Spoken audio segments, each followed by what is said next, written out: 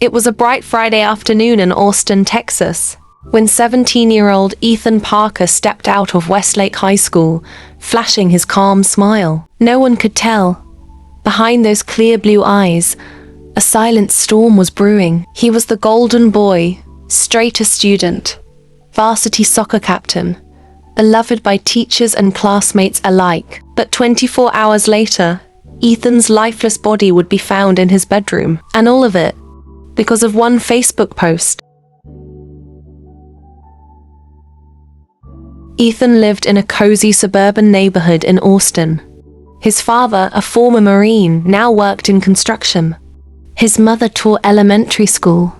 He had just scored the winning goal in the regional soccer finals, and his Facebook was flooded with congratulatory comments, selfies, and trophy pictures. But what no one saw, Ethan had been receiving anonymous Facebook messages for the past month. Threats, mockery. Someone had dug up an old mistake. On the night of October 12th, Ethan's phone buzzed at midnight. "We know what you did sophomore year. Tomorrow, everyone at Westlake will know too.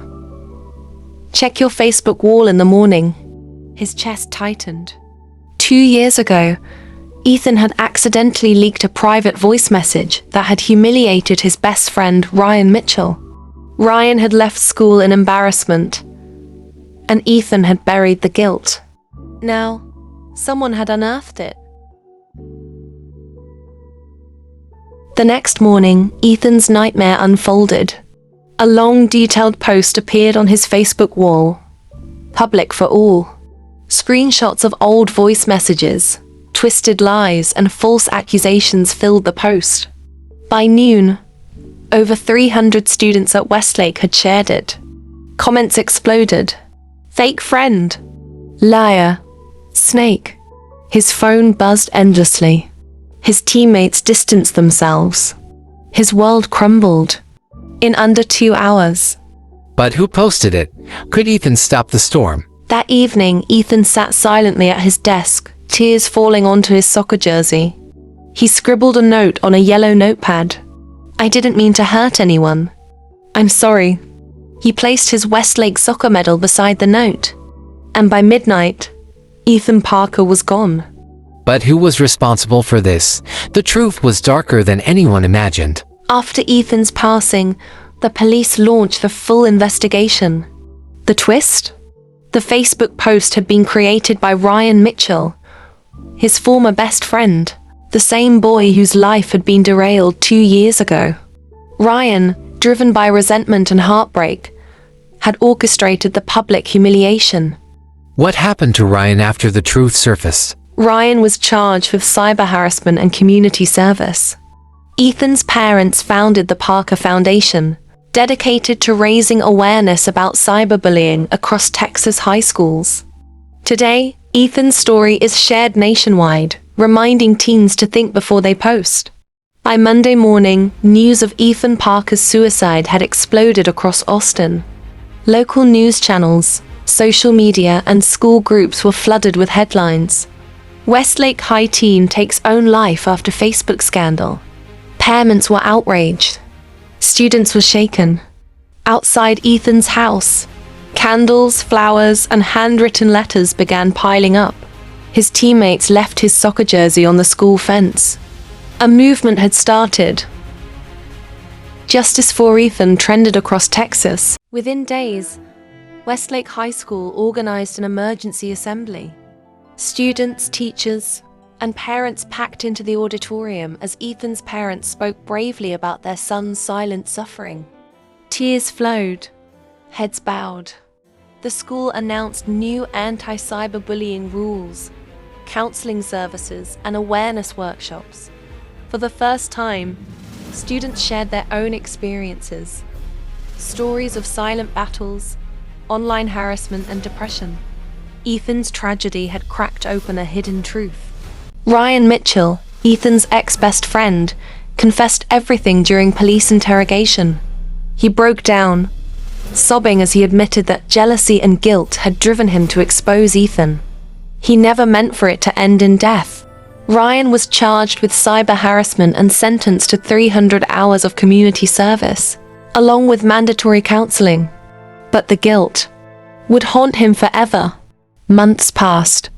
Ryan, after intense therapy and reflection, asked to meet Ethan's parents. With trembling hands and tearful eyes, he apologized to them. Instead of hatred, they forgave him. They even invited Ryan to join their foundation, to speak about the consequences of online cruelty. It was the beginning of redemption for both Ryan and the community. The Parker Foundation rapidly grew, spreading awareness across Texas and beyond. Ryan, alongside Ethan's parents, gave talks in schools, colleges, and community centers. Their motto? Think before you post, words can kill or heal. Thousands of teens shared their struggles. New laws were proposed in Texas to protect students from online harassment. Ethan's death had sparked a revolution, and a message no one would forget. On the first anniversary of Ethan's passing, Westlake High held a memorial soccer match in his honor. Students, parents, and teachers filled the stadium wearing blue jerseys, Ethan's favorite color. As the final whistle blew, balloons soared into the sky, carrying handwritten notes. One note read, "You saved more lives than you'll ever know, Ethan." A tearful Ryan stood on the field, placing Ethan's jersey on the goalpost.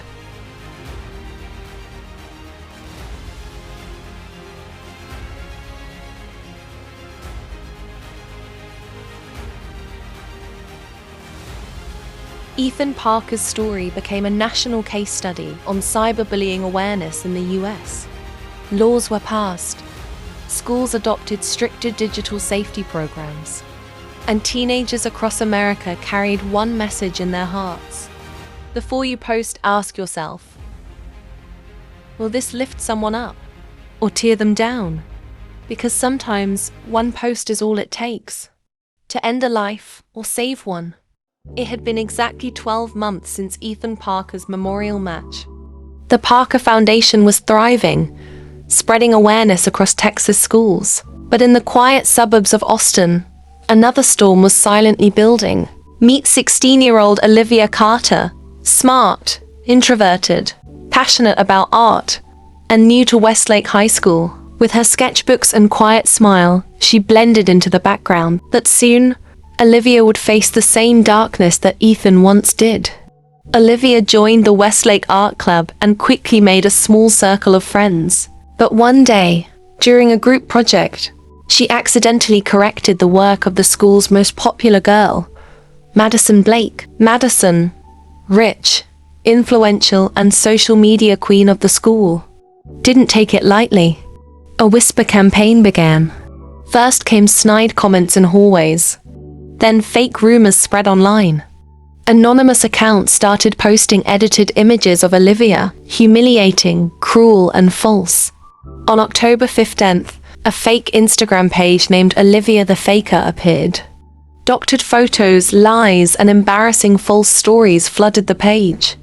Within days, over 500 students were following and sharing it. Olivia's phone buzzed non-stop, but with cruelty, not comfort. Her parents noticed her retreating into silence. She stopped drawing, stopped smiling. One morning, during a school awareness session, Ryan Mitchell, now 19 and a speaker for the Parker Foundation, visited Westlake High. He shared Ethan's story and the signs of cyberbullying. As Ryan spoke, Olivia's eyes filled with tears. She approached him after the session, voice trembling. "I think it's happening to me too." Ryan listened carefully. He promised Olivia that she wouldn't face this alone. He introduced her to Ethan's parents, who guided her to legal resources and emotional counseling. Together, they began documenting every harassing message and post. For the first time in weeks, Olivia smiled. Hope flickered. With evidence in hand, Olivia filed a report with the Austin ISD Cybercrime Unit. Ryan spoke at a local news channel, sharing her case, anonymously, to raise awareness. Soon, other students came forward, admitting Madison had targeted them too. The school launched an internal investigation. Under mounting evidence, Madison Blake was suspended for cyber harassment, and her parents faced civil liability. The anonymous Instagram page was taken down. Olivia's name was cleared publicly during a school assembly. Students who had once laughed now apologized. Olivia stood tall, stronger than before. Inspired by Ethan's legacy, Olivia joined the Parker Foundation as a youth speaker. She combined her art and her voice to spread awareness about digital kindness. Her story made national headlines. For the first time, Westlake High became a model school in cyber safety programs. If you like this video, please like, share, and subscribe.